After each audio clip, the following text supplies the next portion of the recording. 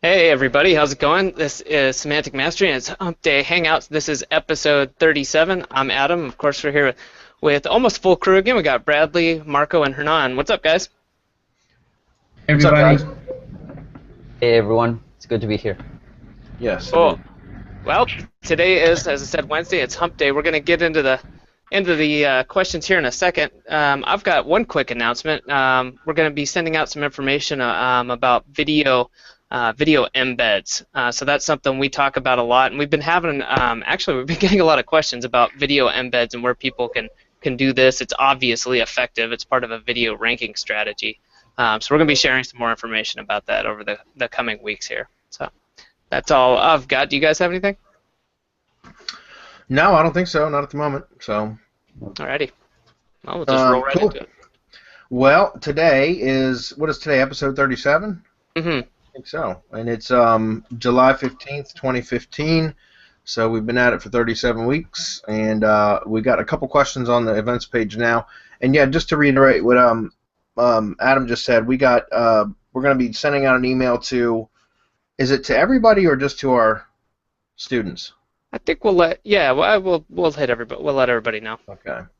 Well, we're going to be taking some, setting up something about embeds and, kind of an embed network for you guys to be able to use for videos and stuff, because we've got a lot of requests for that, and we have the ability to build something really big that can just be awesome. So we're going to send it out and kind of find out how interested you guys are, and depending on your responses, that will determine whether we proceed or not. So everybody be looking out for that and participate in it. If you're interested at all, just let us know via that email, and we'll make sure that we take that into consideration. Okay, with that said, nothing else to announce. I'm going to go ahead and grab the screen, and we're going to get into questions. So, not a whole lot here yet. Hopefully we'll get some more as we go. If not, we'll wrap it up early. We've got Masterclass following this again at 5 o'clock, and we're actually starting the affiliate case study this week. We're going to set up, we're going to go over some review stuff for the local SEO case study, and then we're going to get into some affiliate stuff. So anybody that's interested in affiliate marketing that would like to be a part of that, if you're not already a member of the Masterclass, then you might want to consider joining, because we're going to be building an entire affiliate funnel starting from scratch. Today is going to be the outline or the overview of the project, and then going forward over the next several weeks, we're going to be building that out, creating an email sequence, all of that. So it's anybody that's interested in affiliate marketing that might want to attend the Masterclass series. Check with us on that. Adam, if you want to drop a link at the top, get people in case they're interested. All right, with that said, Rob R. has the first question. He says, hi everyone, when using IFTTT recipes for syndicating posts on my money site, is it safe to use the same recipe over and over again, or should the recipes be shuffled to avoid possible footprint issues? Thanks. I'm not sure what you mean by the same recipe over and over again, Rob. The way that we have it set up, just like we teach in the training, is that we use an RSS trigger if we're syndicating blog content, and it's each recipe is unique. It's the same trigger, but it has a different action. The action would be, RSS to Blogger, or RSS to Bitly, or RSS to Delicious, so on and so forth throughout all the channels that we use. As far as that, there's really nothing. You are syndicating your content to those properties with an attribution link, which is key. To have that attribution link in the footer of or it could be at the top of the content or the bottom of the content, depending on what you choose. But that's what's key, because that gives it the, you're citing the original source, which is, you're giving attribution to the original source, and that's what makes it okay to do that, number one. Number two, that's what funnels juice back to your money site. So, especially with your branded IFTTT properties, which is what we suggest for any blog syndication, is that your tier 1 network is a branded network that is basically just an extension of whatever your website brand is, which could be a blog, it could be a business, it could be whatever it is that you choose it to be. Just make sure that you brand all of those properties to match, so it's the same theme. It's just an extension of your brand at that point. So you're just sharing your content across those other properties with a link back to the original source. Okay, and that's what makes you avoid any duplicate content issues, and it's very, very powerful. All right. So if that wasn't clear, if there's something else that I missed concerning that, just clarify your question, and we'll address it. R. Bacon, love his last name. Couple of questions. Was setting up my first persona network and was unable to get Hoover.net to load. Kept getting an error message. Any idea what that would be? I'm not Hoover.net. As far as I know, it's still up, but my VAs take care of all of that stuff. So let's see. It loads for me, buddy. Maybe they were just having they were down for maintenance or something. I don't know. Try a different browser, possibly. I mean, you should be working in Firefox for SEO stuff, but you could try another browser just to see if it's a browser issue for some reason. But again, sometimes sites go down for maintenance and things like that. I mean, that's just the nature of the web, so it could have just been a temporary issue. If you're still seeing that, then again, I would troubleshoot somehow, and I doubt if Hoover has support, but maybe they do. They've got a contact us button. You could contact them possibly. Okay, also was curious if you had any thoughts on a browser called Aviator supposed to block cookies. Ooh, never heard of it. Just curious. I'm going to go actually paste and search. Aviator. I've been using also the Epic privacy browser, which also block cookies. Epic. It's pretty cool, but I haven't heard of Aviator either. No, I haven't either. It's saying a lot. I mean, just from a quick Google search, I'm seeing conflicting messages here. Some are saying avoid it if you care about security. Others are saying use it if you want to be secure. So I'd have to research that a little bit. I have not heard of it until just now. So, but that's interesting. I have to take a look at that. You can use the Tor network. I mean, you can use the Tor network if you're concerned about security. But if you're running, I don't know what you're running. If you're running Windows, that's pretty insecure already. But anyways, yeah, I'm using Epic, which is lightweight, and it also has some proxies, and it will block cookies and trackers and whatnot. So, and it's free. I just clean my Firefox browser like I teach in the training and use that. Right. And like if I've got some incredibly black hat stuff that I'm doing, I just use one of my VPSs. That's it. Like, I mean, I really don't go through a whole lot of trouble. My VAs do most of my building and stuff, so it just makes it easy to, like as far as what I use, I just keep my browser clean, clear all cookies, cache and cookies, zombie cookies or flash cookies is another name for them. Run CCleaner, and then make sure you don't have Google in the actual like search bar and stuff like that for your browser in Firefox. You want to set it to Yahoo or Bing as your default browser. And then that's all I do. Like I said, if I got something that I got to do that's incredibly black hat, then I usually would log into one of my VPS services, my VPS servers, and do it from there, from a browser in there. So hopefully that helps. Okay, let's see. Wow, we don't have many questions today. Well, if we're not getting questions today, we're going to wrap it up because we don't have. So if you guys are here and you got questions, post them. Otherwise, this will be a short. Hey, Brandy, Jeff just posted a question. Yeah, I see that. I'm just I'm warning everybody else. So yeah. No, and I have a question that I would like you to answer for everyone here, and maybe it would help some of our membership also. Why shouldn't we spam the Google URL shortener? Can you please answer that? I knew that was going to come up. All right, well, goo.gl, guys, we talk about that in the mastermind, not so much outside of the mastermind at all, but apparently some of the information leaks, and some of you guys are using 301 redirects for various SEO tasks or for various SEO methods, and 301s are great if you know how to use them properly. And goo.gl is another, it's Google's version of a link shortener, and it's great because it gives analytics and it's a Google property. So you can do a lot of really cool things with goo.gl, some of which we talk about in the mastermind, and we're going to be talking about some of that tonight in that bonus webinar for buyers of a couple products, and in some of the products that we got coming out, we're going to be talking about that. However, that said, you do not want to use those for any sort of spam campaigns. If you're doing any sort of spamming to goo.gl links, you're basically giving them full rights or access to what it is that you're doing, and it could cause you trouble. So you have to use it in a strategic way, the Google shortener links in a strategic way that are not going to be any kind of black hat or anything spammy.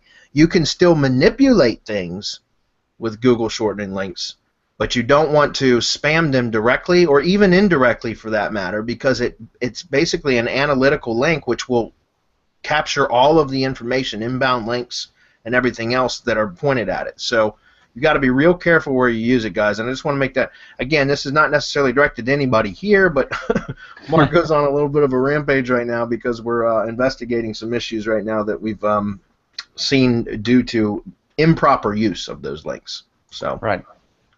Yeah. Okay. And we use hoops and whatnot to kind of shield our websites. Now, the main idea here is that we talk about this further in the mastermind, and I think we will address this tomorrow. Tomorrow, yeah. Yeah, but one of the problems that using anything Google with just 1301 is that, you know, Google can read those links. That's why we keep everything 2 hoops, even 3 hoops away from Google. You know, just that you don't have any nasty surprises. The good thing about slipstreams and 301 is that as long as you're doing it with Weebly's or your own domains, you can kill them in case of if anything goes out. So that's kind of a fail switch or a switch box that could be used. Yeah, that's part of the reason why I always say if you're going to be doing any sort of 301 redirect SEO, that you always have I always like to use 301 redirects that I have full control over. Right. So that I can turn them on and off, or repoint them, you know, to send them to a different destination. If at any time I see any sort of negative effects, I have full control over the pathway. Right? It's like plumbing. It really is. It's like plumbing. So I can just redirect or repoint that juice, that flow, to anywhere I want because I have full control over them. One of the drawbacks of using something like a Bitly or a goo.gl is that you don't, once you've created that redirect, you don't have the ability to turn it off or to send it somewhere else, to send it to a different destination. It's there. So, you know, at least if you're going to be using those, you want to make sure you have control over that ahead of it. And again, we're getting into some more advanced stuff that we really can't talk about publicly, but I'm just saying be careful with them. All right? And anybody in the mastermind, we're going to cover this tomorrow more in depth. So yeah, let me just add one thing to simplify it. The great thing about using the shortener is that it's Google. And the problem with using it is that it's Google. Yeah. I mean, and it's really that simple. If you think it out, it all comes to that. And you better know what you're doing. We've warned you, and we've told you.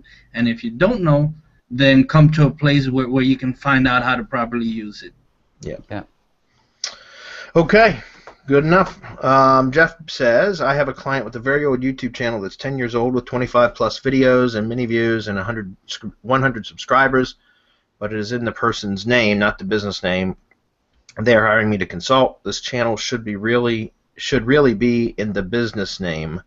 I would hate to build a new channel, but I can also see the upside of re-uploading the old videos to the new IFTTT network I plan to build on their behalf. If I do this, will I lose thousands of real views? What would Bradley Benner do?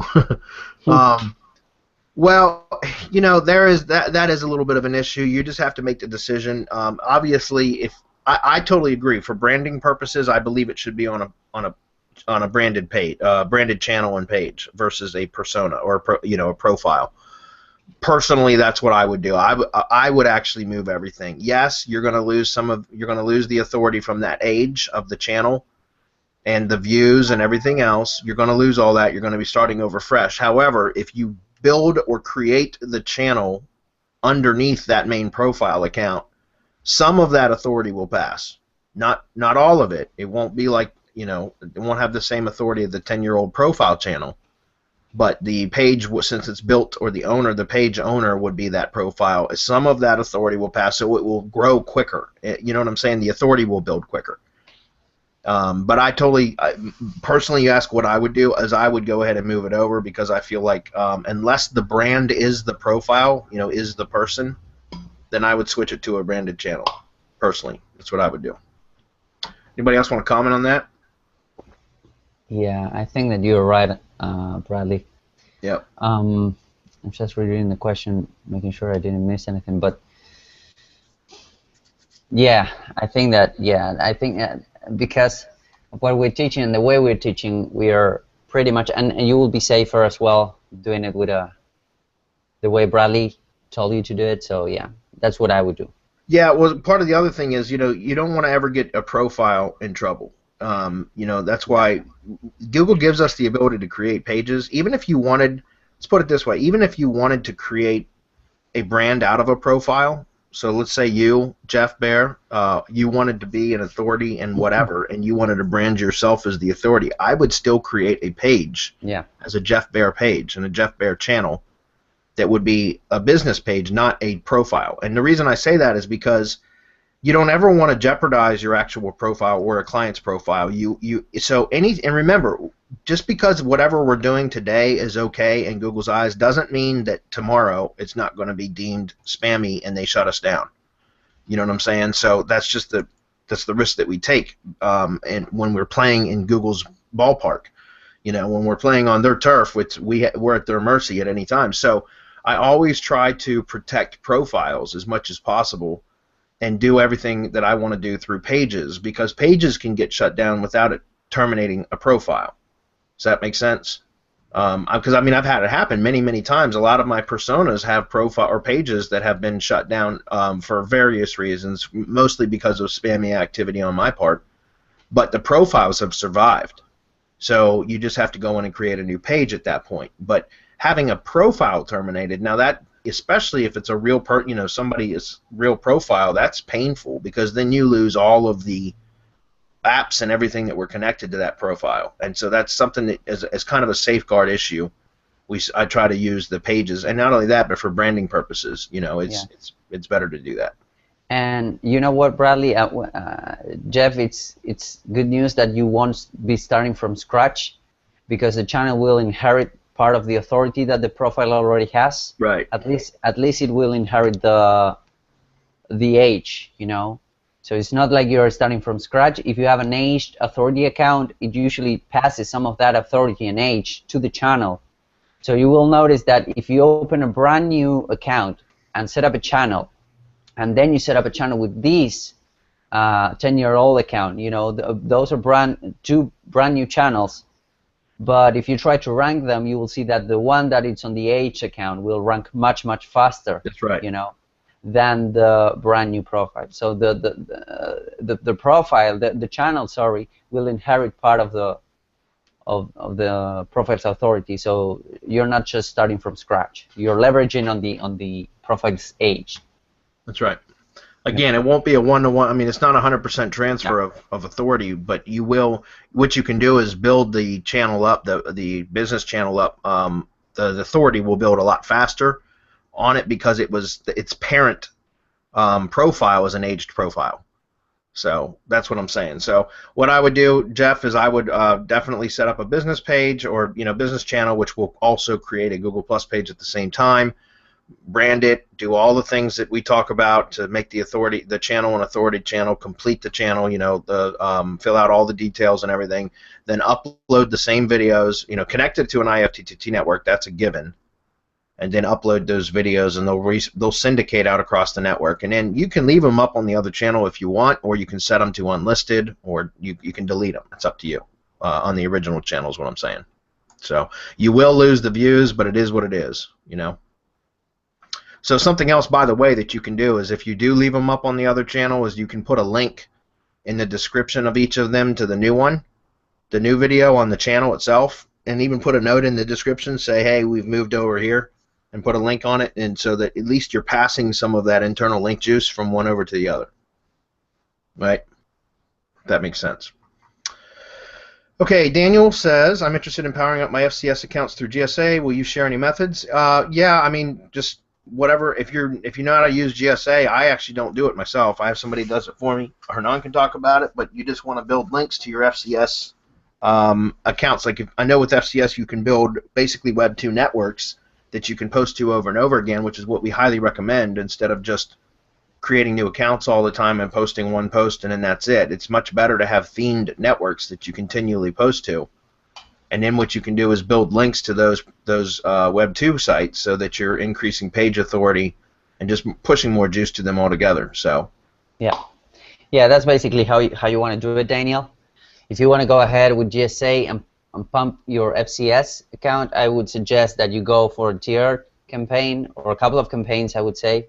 Split the total of your FCS accounts into many, or as many as you can, depending on your server specs and your proxies and whatnot. But you may want to split all of those URLs across several GSA campaigns and point only contextuals to the FCS and back those contextuals with spam. You know, so you will be pointing wikis, Web 2.0s, social profiles, social networks, and whatnot, articles to your FCS, and then backing them up with spam, which is the kitchen sink. You know, everything goes spam, hard spam. But that way, the spam will come at least 4 or 5 tiers from your money site. So that's the way our developer, our GSA guy, the idea is doing it, and that's the way I'm doing it, and it's worked pretty well. Yep, contextual links to your FCS properties, and then from there you can back those up with the, like you said, the kitchen sink. Throw everything at those. Robert asks, and I see Daniel answered it, but I'm just going to second Daniel's answer. I'm +1ing it right now. Daniel, that's exactly right. A persona network is a person, which can be a brand, by the way, because somebody can be, that could be their brand as themselves, and then a business network or a branded network is typically a business.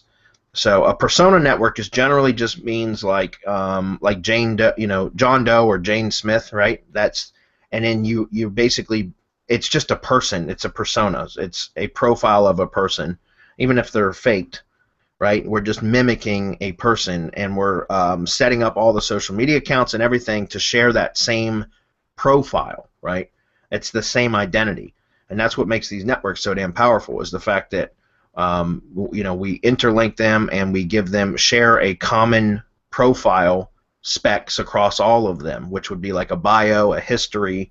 Then we interlink all the properties so that they actually have social connections on the web. We call semantic hubs, because that's what the web really is about now, right? And so, if you have a Web 2.0 property or one social media property out there that's not connected anywhere else, there's no other connections on the web, and you have a link pointing from that property back to your money site or a blog post or whatever, is that link as valuable as one that's coming from another profile that has connections to all the major social media accounts out there and has a strong background, profile picture, a biography, contact information, everything else. Which link is more valuable?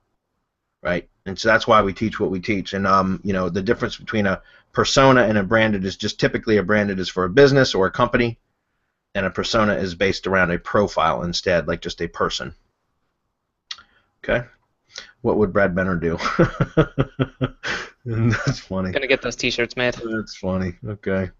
Alex says, how do you guys send your activity clicks to your sape links without getting in trouble? Crowdsearch.me, buddy. That's one thing that can do it. We're actually going to be talking about that tonight on a webinar tonight. We'll probably cover part of it tomorrow during our mastermind Webby. But yeah, crowdsearch.me. If we got a link handy, Adam, you can drop that. Our backdoor link that allows people in. Yep. Yeah. I'm grabbing that right now. Sorry. Are you sending clicks to your sape links? That's interesting. Well, I don't, but you can. Yeah, you can. I mean, you can do it with PBNs. Yeah. You can but do it with social properties. Yeah, you can do it with social properties as long as they are indexed. But I haven't done much with social activity to sape directly. Alex, have in mind that if you find them correctly, they usually have a lot of activity on themselves already.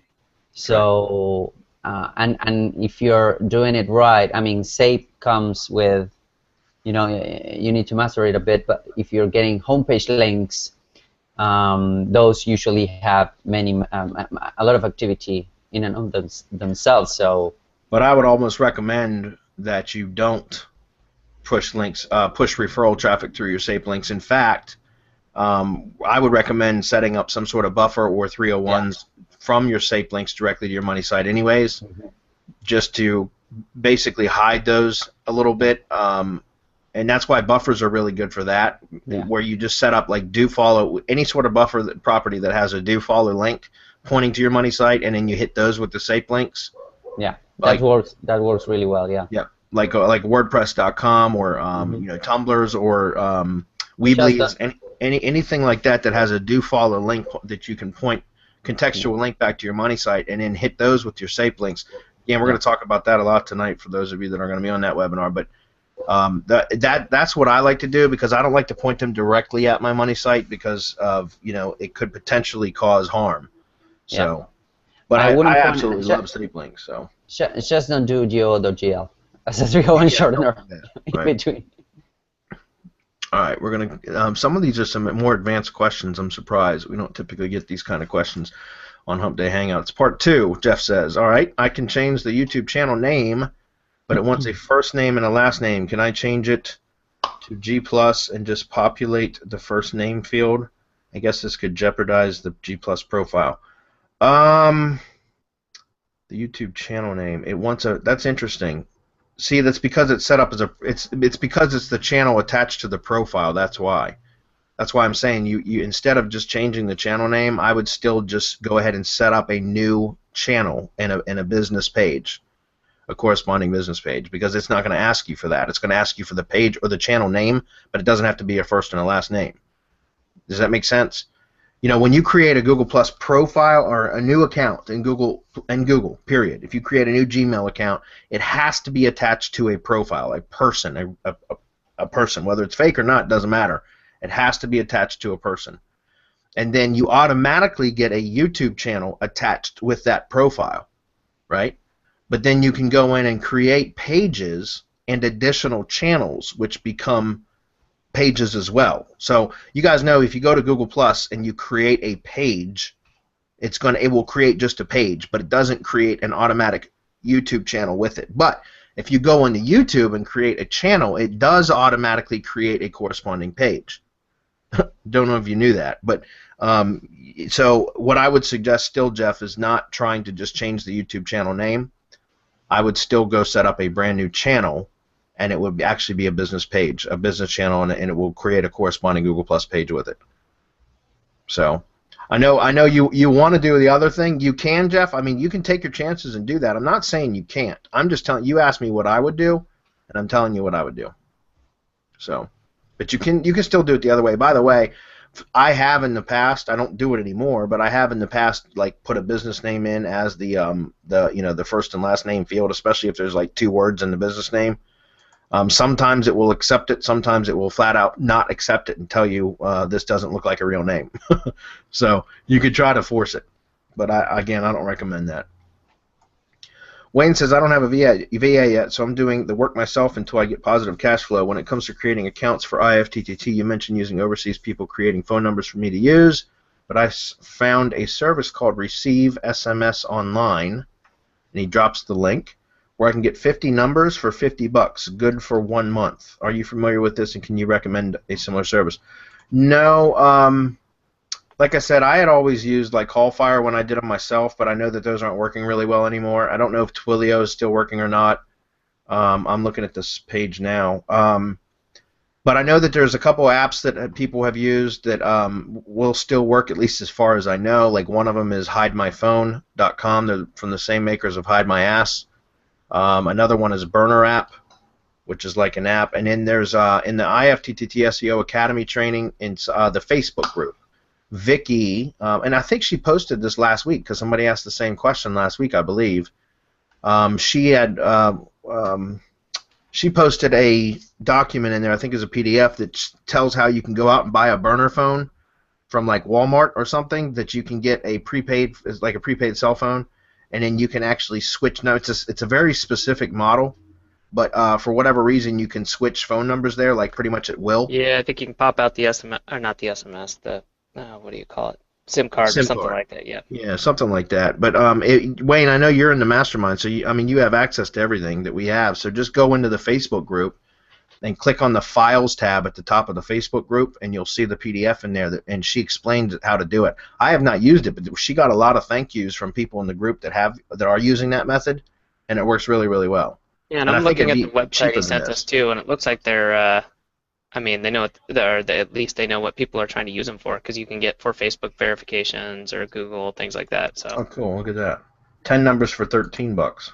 it's not bad, actually. So that's cool. We'll keep this in our arsenal, Wayne. Thanks for Yeah, pointing can't that out. recommend it. We haven't tried it, but it Yeah. looks. If you do, let us know. It sounds like you are using it. If you have, or if you do end up trying them, please let everyone know how it goes for you. Yeah. Yeah, definitely, and that's cool. I mean, that's something that we'll keep in. I'll bookmark it at least in case I ever need it. So, let's see. No penalty for having them on personal and business channel. No, Jeff, I've never had any issue with taking the same video and uploading it to other channels. I've never had an issue with that. Period. So, that's up to you. Like I said, what you could do, Jeff, is unlist them after you, like, in order to benefit from the juice that is already flowing into those videos from just being old, the originals. Like I said, if you put a link in the description and say, "Hey, we've moved over here," and then drop the link to that corresponding video on the next channel, on the new channel that you set up, then at least some of that juice will flow. And then what you can do is just unlist them. At that point. So you're still receiving the internal link juice from YouTube, but you're not actually having two of the same videos indexed underneath the same account. Like it would be different channels, but it's still under the same main profile, the main Google account. So in that case, I would, and again, I've never had issues. I've got duplicate videos on multiple channels under the same profile. But if you want to be incredibly safe, I do that kind of stuff with persona accounts, not with my own account. You know what I mean? So if it was my own account, you asked me what I would do, I would do what I just said, and I would upload to the new channel, put a note in the original video with a link to the new video, and then unlist it on my main profile so that it wouldn't be indexed anymore, right? It will fall out of the index. The video will still be live, so that means if it's embedded anywhere else on the web, it will still be able to be viewed, but it just won't be in the index anymore. Does that make sense? So it's just essentially it's almost. It would be almost it's the closest thing we can do with a 301 redirect with YouTube. You know what I mean? So hopefully that makes sense. Is it better to start with a branded tier 1 or persona tier 1? Robert, it depends on what you're doing. If you're doing YouTube syndication, it doesn't matter. I always recommend starting with branded, though. Like if you're doing it for a blog, it should absolutely 100% be a branded tier 1 network. You don't want to do persona networks unless the brand is a persona. Like, for example, if you're going to say this is Robert Newhart's blog and your brand is then Robert Newhart, then that would be basically a persona network. But it's just, does that make sense? I don't want to get you guys, you're getting into the weeds here a little bit, but I recommend that you stick with a branded tier 1 network for any blog syndication. But if you're doing YouTube stuff, it really doesn't matter, but I still recommend building a brand. It just makes it stronger. Google's all about authority, guys. And big brands, having a strong brand is part of it. So, okay. All right, Rainer says, just wondering, when you allow excerpts or full content from your post on the main page, does Google look at it as duplicate content because the content appears again as posts? You mean on a website? I'm assuming you're saying like on a website, if you have your posts show up on the home page, and then there's also a page on, the actual post itself, the post URL itself. Yeah, it can. That's why a lot of blogs will show, like on a blog index page, for example, it will show just a snippet, and then there's a read more link, because it can be duplicate content unless you have multiple posts on that same page, because then it changes the content on that page enough because of it having multiple articles or posts, that it doesn't count as duplicate. That's also part of the reason why we recommend that you just no index your tag pages. Unless you know how to use tags properly, tag pages can cause duplicate content issues for your site. And guys, again, that's getting a little bit more advanced, but if you've got, like, for example, most sites are going to have a static home page, right? And then there's going to be a blog page, an index page, where it will show the blog roll of and most newer themes are going to show snippets. The posts themselves are going to be truncated, and you click on the title or the read more link, either one, and it takes you over to the full blog post, which is just that singular blog post on that URL at that point. It's just the post page at that point. but the index page will usually have truncated posts. However, some do not. Some will show the full post. Well, then in your WordPress settings under reading, there's a how many posts you show on the blog page setting, and I would set that to at least 3, maybe even 5, or something like that, so that at least that index page, if it's showing a full blog post instead of just a snippet, that at least there's multiple posts there, so that that singular post page, any one of those singular post pages, will be different enough from that index page that it doesn't cause problems. Does that make sense? And then also remember, the same thing goes with tags, guys. If you have your blog set up to where your tag pages, remember WordPress by default, if you set tags in your post, it's going to create tag pages. It's just a native function of WordPress. So if you're having your tags set to index, which by default they are, you can turn the tags to no index off using your SEO plugins. Yoast, All-in-One SEO, Ultimate SEO, all of those will give you the option to no index your tag pages. Now, if you know what you're doing with tag pages, you can do some real ninja stuff.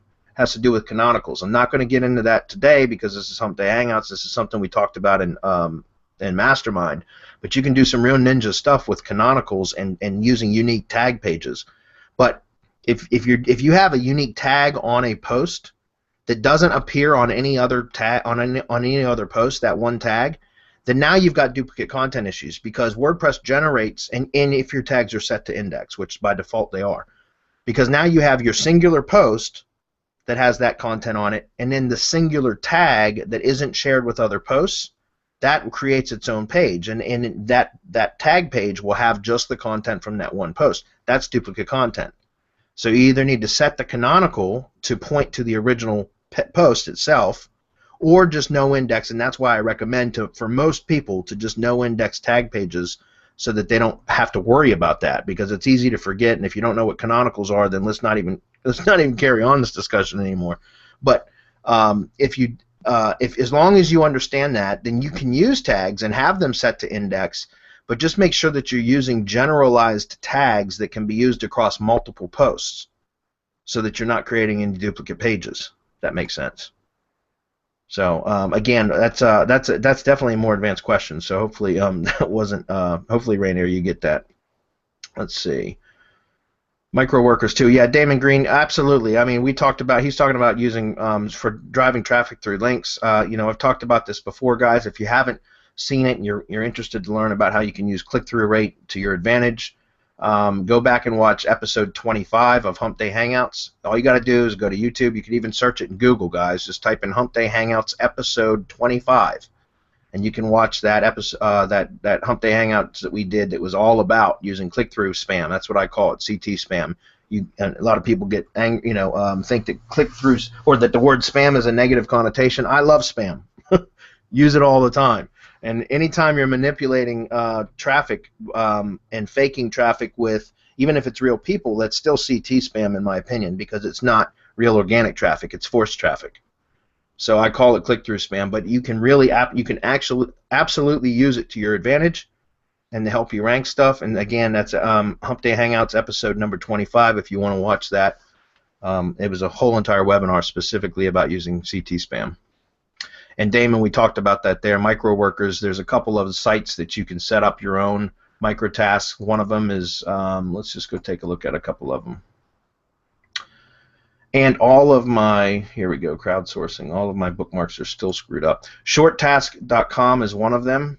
I've used this one a whole lot, guys. That's a microtask worker site. Another one is going to be microworkers.com. There's another one, it's MTurk, which is Mechanical Turk. That is by Amazon. So that's another one that you can use for setting up some microtasks for people. And what is a microtask worker? It's just microtask is a very, very small task that you can pay pennies for to get done, to have accomplished. And so like you can set up click-throughs, searches and click-throughs, and that sort of thing. I highly recommend automating it as much as possible, but before there were tools like CrowdSearch, which I absolutely love, this is how I used to do it. I'd go in and set up tasks, and you'd pay 12 cents or 15 cents per task or 8 cents per task, whatever, and you could get tasks done. Okay? So, but thanks for pointing that out, Damon, and good to see you here, man. Let's see. Where's a good spot to get sape links? Well, you go to sape.ru and get them yourself. You need to use a Google Translate plugin. So I recommend doing it on a different machine or a VPS. I don't do it on my main computer. I'll tell you that. Yeah. But it's a bit weird using sape.ru. It's kind of hard to navigate even with the Translate plugin. You can also buy sapelinks from various providers. I got some of them that I use that I can't talk about here because I don't want to share them in a public setting. But there is a lot of really good sapelink providers out there too. Black Hat forums, like if you just need a few of them and you don't want to navigate the sape.ru site yourself, which again it is tough. It's quite a learning curve. But you can get them dirt cheap there, I'll tell you that. Yeah. If you don't have the time, well, Alex mentioned it, so I'm gonna go with him. Bash, it's a good guy. Danny Jav, it's a good guy. There is a bunch of others, but the best way to go would always be to go to the source directly. That's sape.ru, and we're gonna make a quick tutorial on how to get sape or dirt cheap for Mastermind because it's really valuable. Yeah, and I've already got training in there where I used this. There's a software called Saper. Yeah. It's only $47, and it will do a lot of the screening and everything for you. It's buggy too. It's a bot, so it's buggy. All bots are buggy. But you know, it does save a lot of time, and it does everything from right within one dashboard without having to actually navigate into the sape.ru site. But yeah, like I said, if you don't want to go through all that trouble, you can still find sape resellers that are, you know, especially in Black Hat forums that will, you know, go out and they find them themselves, and then they just charge a, you know, premium. They you know, mark them up a little bit, and then rent those links out, and they work incredibly well. You just got to know how to use them, though. That's all. Yep. You know. Okay. Wow, I feel behind listening to you guys talk, Robert. Well, stick around, buddy. It'll clear up for you. I promise you that. Jeff says, I follow your strategy and ideas. My client is in the process of waiting for Google Maps postcard for final verification. Does this postcard have any effect on the building of the new YouTube business channel I will build per my earlier questions, or is this a different G+ page than the one which gets created at the same time when I create the channel? Okay, well that changes the scenario again, Jeff. If you have a Google Plus local page that you're going to that you're verifying, then what you can try to do, and I haven't done this in a while, so I don't know if this has changed. It may have, but you can try to create a new YouTube channel, and then when you log in fact, you should be able to log in as your page, your Google Plus local page, because you're saying you're waiting on the Google Maps postcard, so you've already got a Google Plus page for that. It's a local business page, one that has a physical location attached to it. It's not a brand page, which is what, when you create a new YouTube channel, it's going to ask you, it's going to assign a brand page with it, if that makes sense. And if you've gone through these motions before, you'll know what I'm talking about. But if you already have a Google Plus local page, which is just a business page, but it's got a physical location attached to it, then what you can do is log in as that page, right? So let's walk through this. Let's go up to, like you can see, I'm signed in here as my main profile, Bradley Benner, because my icon is showing up here, right? My profile image. If you click on this, you should see your page right here.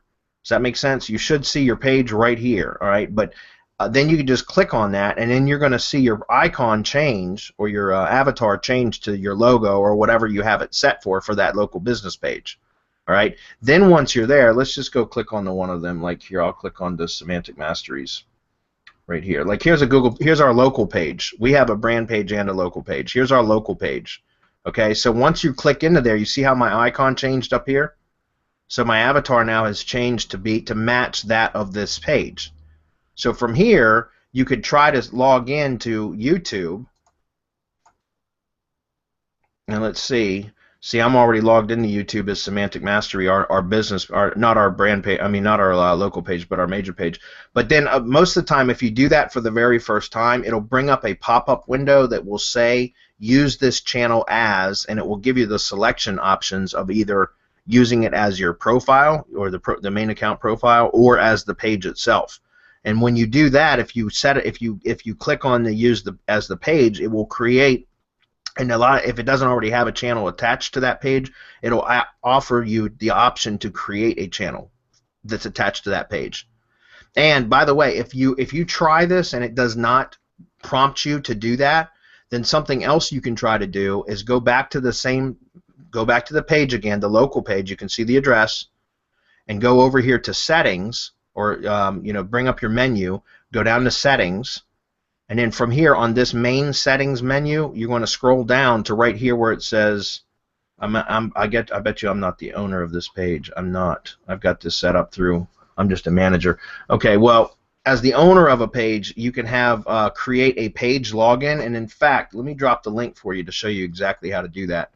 But you can create a page login, and then what you do is once you create the page login, then you would actually sign out of Google and then sign back in as just the page login.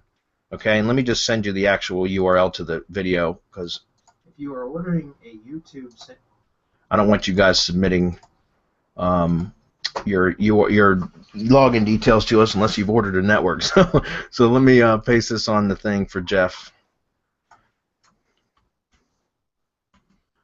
So Jeff, what you do is I'm pasting this on the page for you now. It's a YouTube link. Just go watch that and then follow that training on that video. It's like 2.5 minutes long. Create a page login for that local page. Sign out of Google entirely. Clean your browser. Use CCleaner or whatever.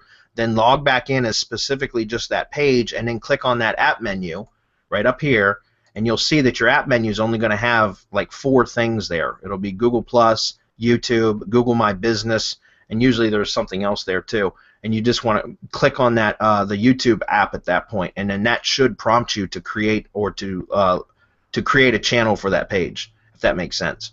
And that's what you want to do, because what happens is then you marry those two together, like you're joining those two to where they're connected.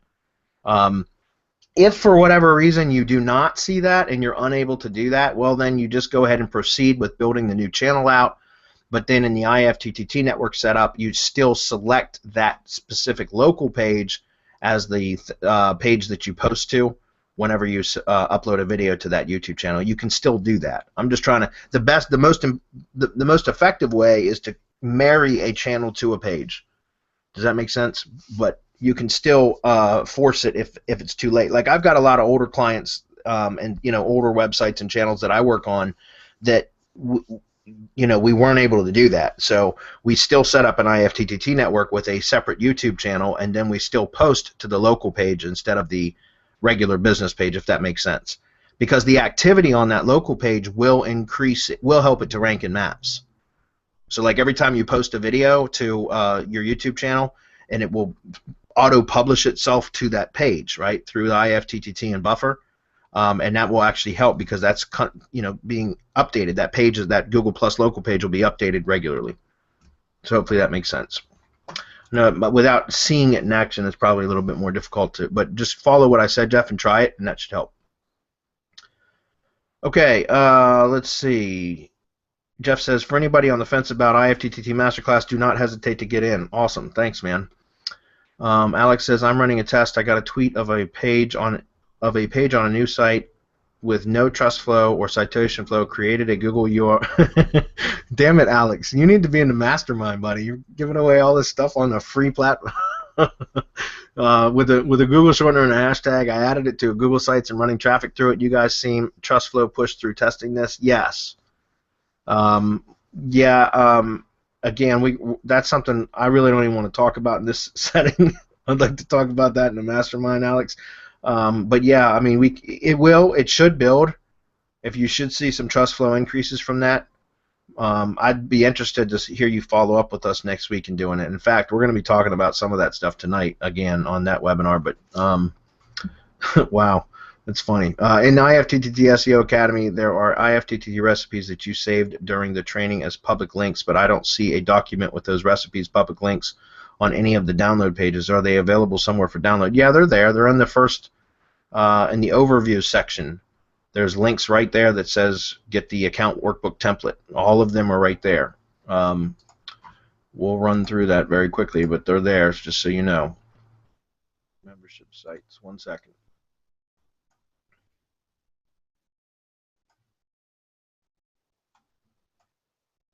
Okay, so inside the IFTTT SEO Academy, Let's see. First of all, right on the home tab, welcome to the training. Get the account workbook template here. There's a link to it right there. That's right on the home tab. Then in the content section, you go into the overview, start the course, and there's 2 lessons here. And either one of these, you click on these, and it says get the account workbook template here. Same thing. Okay. So all you do is click on the link. It opens up. Here's the account workbook template. At the tabs at the bottom, there's a tab that says IFTTT recipes. They're all right here. All you need to do is go to the file menu, go to make a copy, then you make a copy and you share it into, it will be saved in your own Google Drive folder, and then you can edit it. It's that simple. Okay. Jeff says, okay, team IFTTT, and we got to wrap it up in about 3 or 4 minutes, guys. Just a few minutes early because I got a couple notes I've got to still prepare to finish up for our masterclass. So we're going to shut it down in just a minute. Looks like we're about done anyway, so let's run through these. Let's see. New situation. I want to change or charge niche to add videos to my IFTTT network that you guys are building on my behalf. Oh, sweet. I own a video production company. Oh, that's awesome, Jeff. You're I like doing SEO services for video production companies. Okay, stop it. I hate that. Okay, I own a video production company and charge a flat fee for video. I would like to upcharge to access my network. I have no guarantees that I can rank these videos yet, as IFTTT network is brand new. Any recommendations on how or what to charge? I love the concept of recurring, charged by the video, flat monthly fee. What would BB do? Well, I've got several video production companies as clients, and I wholesale SEO services to them, and they retail them to their clients. I can tell you that for my biggest client, my biggest production company that gives me the most business, and a lot of you guys are probably gonna like freaking have a heart attack when you hear how little I charge, but I charge them $100 a month for videos to rank, and they upsell to their clients at $200 a month, so they get 100% markup on it. But it's easy for me, and typically what I do is I get them. You're right, there is no guarantee, and I don't make any guarantees either. And I tell them that going forward, right up front. And so their sales staff that is out there selling the video services and then upselling them on the what they call the Google Boost program. I think that's kind of a silly name, but that's what they call it.